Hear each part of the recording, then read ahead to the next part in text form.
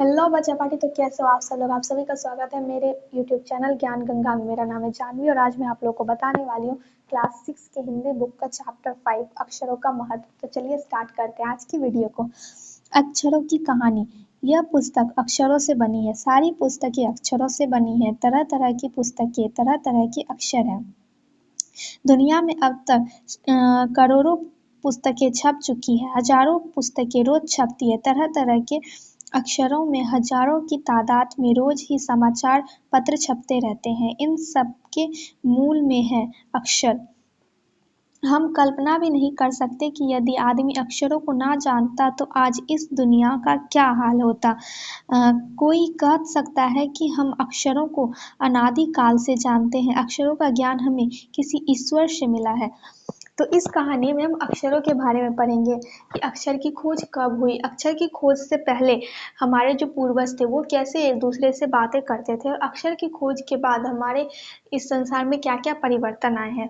तो ये कहाँ इसमें जो हम लोग पढ़े हैं तो बता रहा है कि अक्षर सारी चीज़ें अक्षरों से बनी होती है। ये भी पुस्तक अक्षरों से बनी है।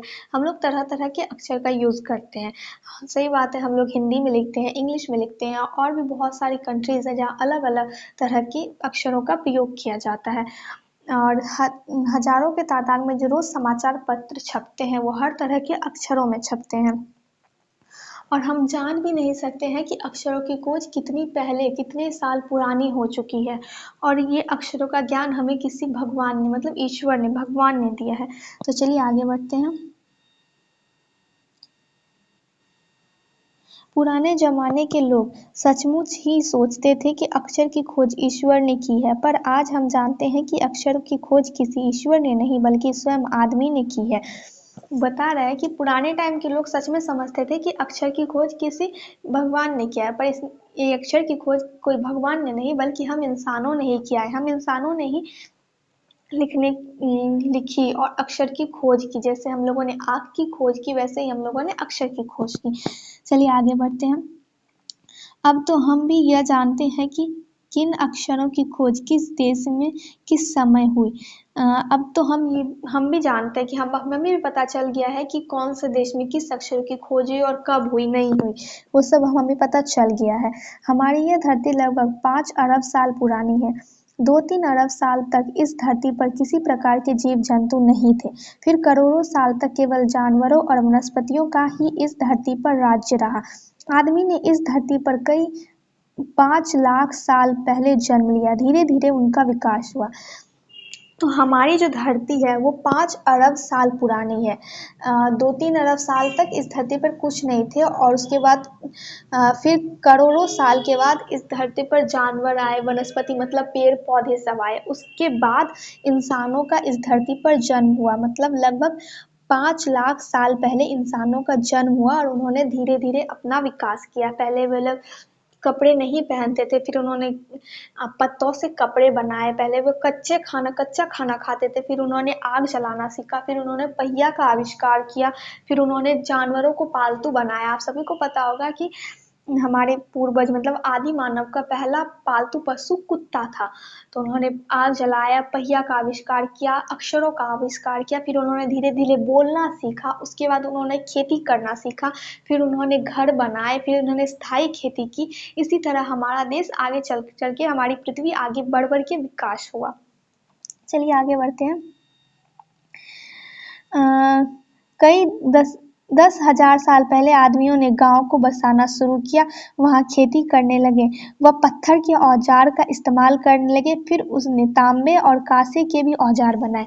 तो मतलब करीब 10,000 साल पहले आदमियों ने गांव बसाया। फिर उन्होंने स्थायी खेती की। पहले वे लोग घुमक्कड़ होते थे, घूम घूम के खेती करते थे। फिर उन्होंने एक जगह पर बस के खेती की। पहले उन्होंने पत्थरों के औजार बनाए, उसके बाद उन्होंने इस्पात, लोहे, अयस्क के औजार बनाए, मतलब धातु के औजार बनाए। प्रागैतिहासिक मानव ने सबसे पहले चित्रों के जरिए अपने भाव को व्यक्त किए, जैसे पशु, पक्षी, आदमी आदि के चित्र। पहले हमारे आदि मानव जो थे, पहले उन्होंने चित्रों के जरिए अपने भाव को, मतलब वो क्या बोल रहे हैं, क्या कर रहे हैं, उन्होंने चित्र बनाकर उसको दर्शाया। इन चित्र संकेत से बाद में भाव संकेत अस्तित्व में आए, जैसे एक छोटे वृक्ष के चू और किरणों की धोतक रेखाएं खींचने पर वह सूर्य का चित्र बन जाता था। बाद में यही चित्र ताप या धातु का धोतक बन गया। इस तरह अनेक भाव संकेत अस्तित्व में आए। पहले उन्होंने चित्र के जरिए अपनी बात एक दूसरे तक पहुंचाए, उसके बाद उन्होंने भाव संकेत के जरिए अपनी बात एक दूसरे तक पहुंचाए। ये भाव संकेत छोटे वृक्षों के होते थे, किरणों के होते थे, बहुत तरह के अनेक तरह के रेखाओं को खींचकर वो लोग बनाते थे भाव संकेत को। चलिए आगे बढ़ते हैं। तब जाकर काफी बाद में आदमी ने अक्षरों की खोज की। अक्षरों की खोज के सिलसिले को शुरू हुए मुश्किल से 6000 साल हुआ, केवल 6000 साल। इन सब मतलब पहले उन्होंने चित्र के जरिए अपनी बातों को बताया, फिर भाव संकेत, उसके बाद जाके उन्होंने अक्षरों का ज्ञान हुआ। हमारे पूर्वजों को उसके बाद अक्षरों का ज्ञान हुआ। यह अक्षरों का ज्ञान उन्हें केवल 6000 साल पहले, मतलब बस 6000 साल पहले ही उन्हें अक्षरों का ज्ञान हुआ था। इससे पहले उन्हें अक्षर के बारे में कुछ भी पता नहीं था। तो चलिए हम लोग आगे बढ़ते हैं। अक्षरों की खोज के साथ एक नई युग की शुरुआत हुई। आदमी अपने विचार और अपने हिसाब किताब को लिख कर रखने लगा। तब से मानव को सभ्य कहा जाने लगा। मतलब अक्षरों की खोज के बाद एक नई युग की शुरुआत हुई।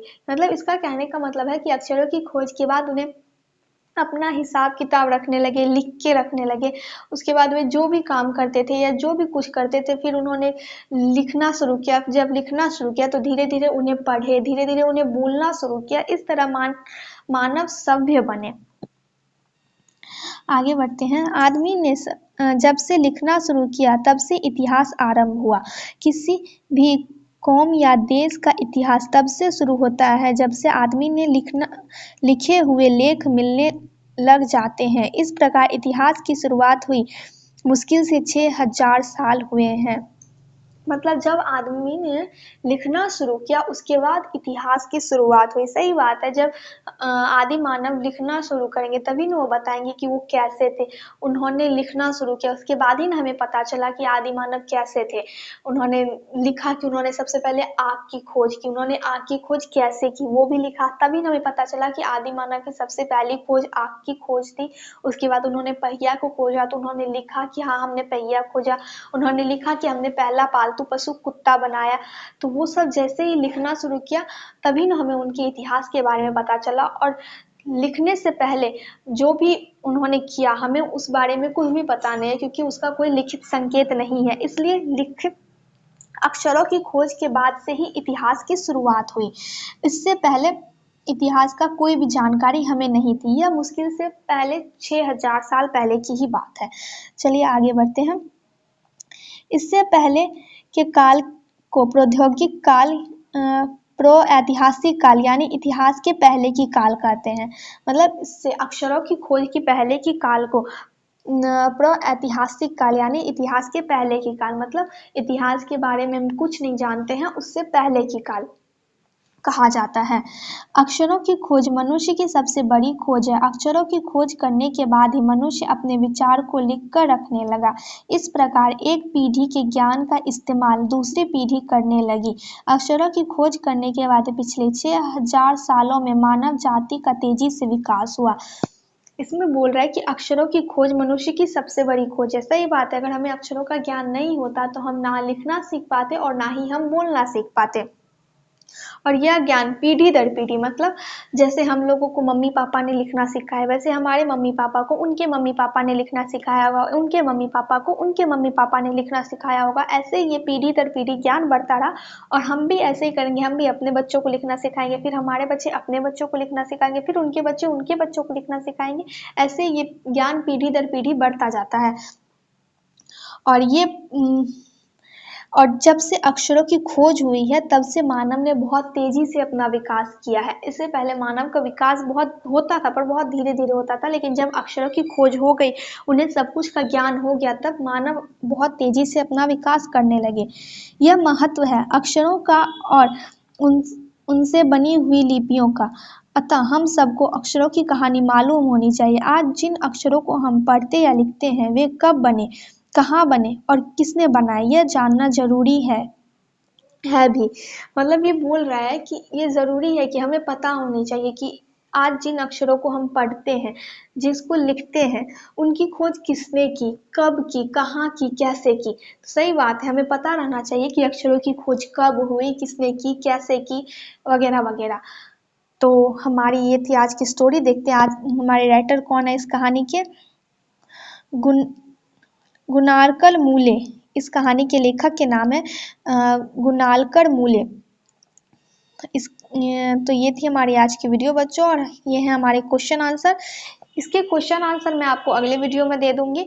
अगर आपको मेरी वीडियो पसंद आई हो तो लाइक कर दीजिएगा और चैनल को सब्सक्राइब कर दीजिएगा। मिलते हैं नेक्स्ट वीडियो में, तब तक के लिए बाय बाय।